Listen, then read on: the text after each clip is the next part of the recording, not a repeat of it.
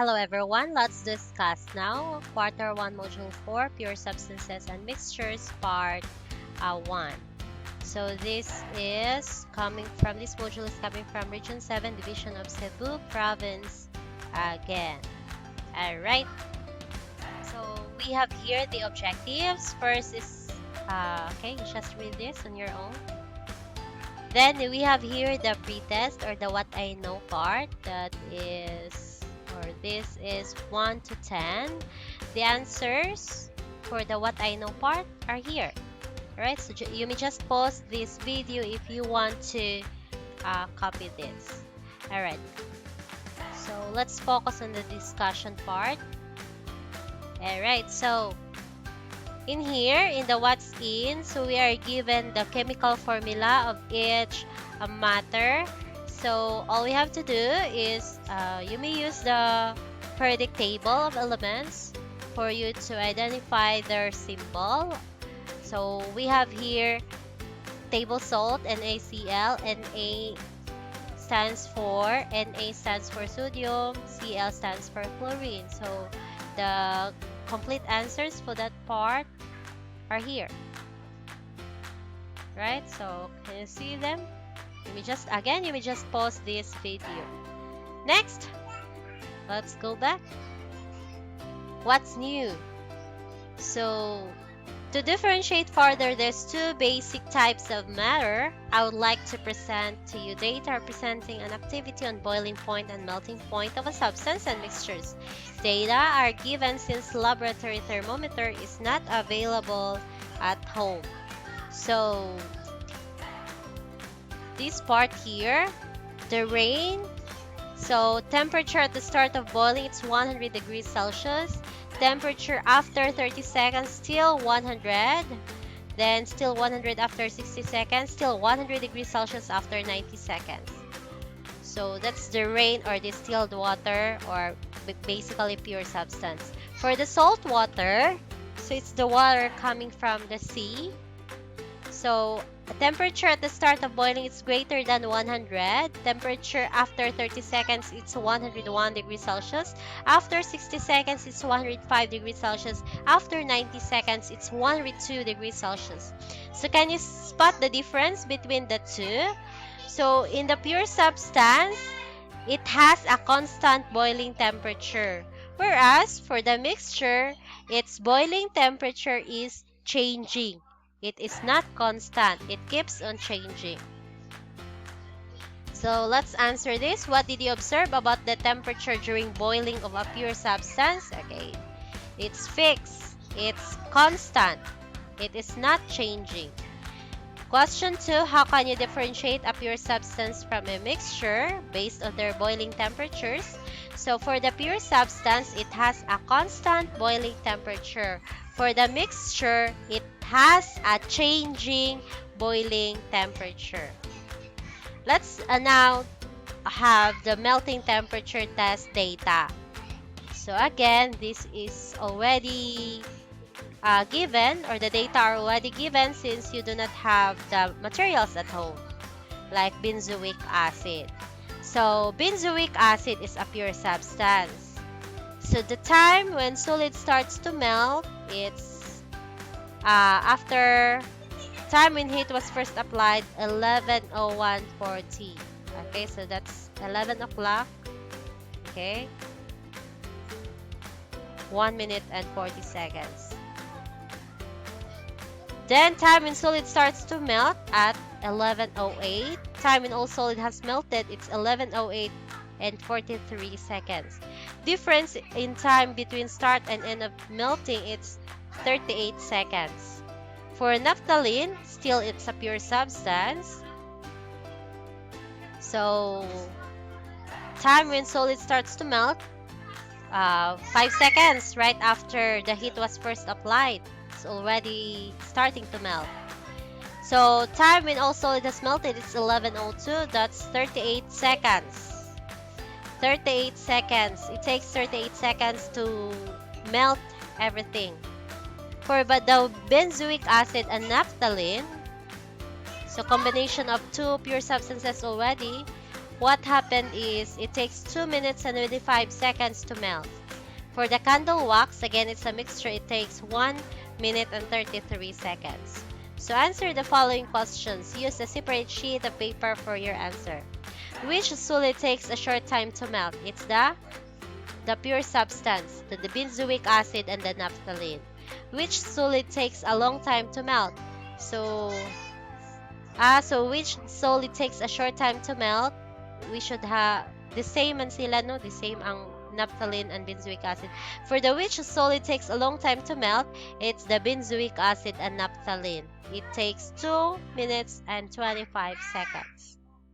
State a method of differentiating a pure substance from a mixture. So, if it's a solid substance, or if it's a solid, you are going to melt that solid. Okay? If it melts smoothly at a short time, that's a pure substance. But if it it takes a long time to melt, and it won't melt immediately, that's a mixture. Okay, there's a portion that seems to be not melting. That's mixture. So when we speak of a pure substance, we are speaking of something that contains only one kind of matter. This can either be one single element or one single compound. But every sample of this substance that you examine must contain exactly the same thing with a fixed, definite set of properties. Pure oxygen gas consists of molecules, but it is still considered an element rather than a compound, as the molecules are made up of a single type of element. Compounds are made up of one or more elements. If we take two or more pure substances and mix them together, we refer to this as a mixture. Mixtures can always be separated again into component pure substances, because bonding among the atoms of the constituent substances does not occur in a mixture. So when can we say that it's a mixture? So if we have two or more pure substances being mixed together.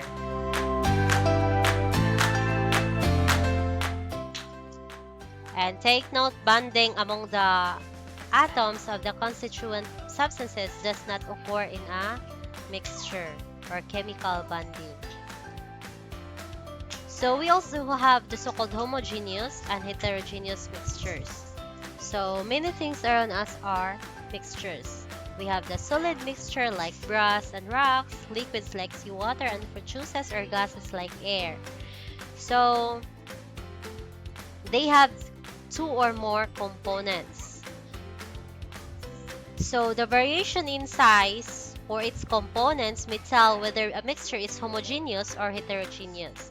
So if it is uniform throughout a system, then it is composed of two or more substances that are uniformly distributed throughout the system, then it falls under homogeneous mixtures. So example of these are air, soft drinks, gasoline, and salt solutions. So take note, they appear to be uniform throughout, but when seen through a microscope, no particles seem to be moving.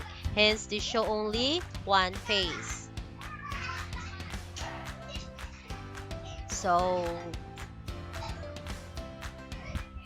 we also have the so-called heterogeneous mixture. So it composes of two or more substances that are physically distinct from one another. So each of these retains its individual properties. So example, soil, halo-halo are examples of heterogeneous mixtures. Then we also have compounds versus mixtures. So are they the same? Take note, compounds and mixtures are not the same. So the major difference is that in compounds, the elements are bonded chemically and can be separated only chemically. However, for the mixture, the components or the constituents are only mixed physically. So they can also be separated physical by physical or simple physical means. So for example, you can crush, boil, or vaporize salt, but that won't result in the separation of sodium metal and chlorine gas. So you may just read the remaining differences between elements and mixtures. Then we have the what's more. For the what's more answers, we have them here. So again, you may just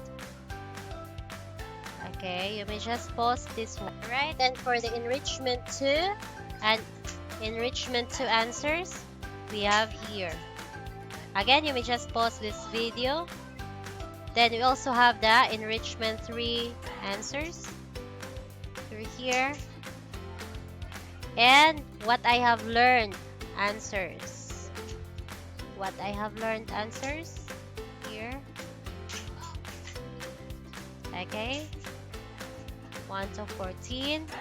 Then we have the, okay, this is an activity.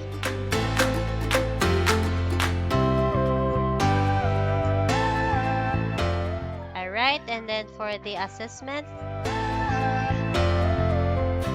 1 to 10, the answers are here. And for the additional activities, find me, roam around your house and at your backyard, observe and record matters around you, list down 10 homogeneous matter, 10 heterogeneous matter, and 5 compounds. So you may answer like this. So we have solution, acids, bases. Acids and bases, take note, they belong to compounds.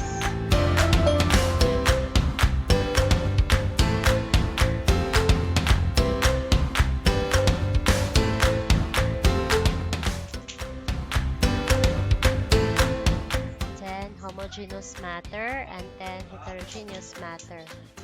So 1, 2, 3, 4, 5, 6, 7.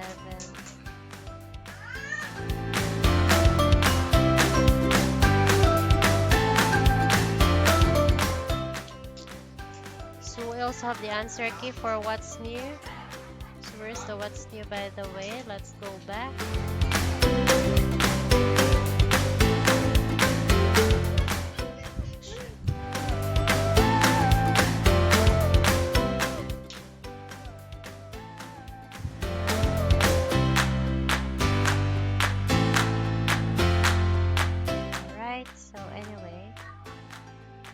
Alright, so that composes our module for the division of Cebu Province. Alright, so thank you so much for staying with us. So I hope you do understand this topic, and if you have some questions, feel free to message down below. Bye bye.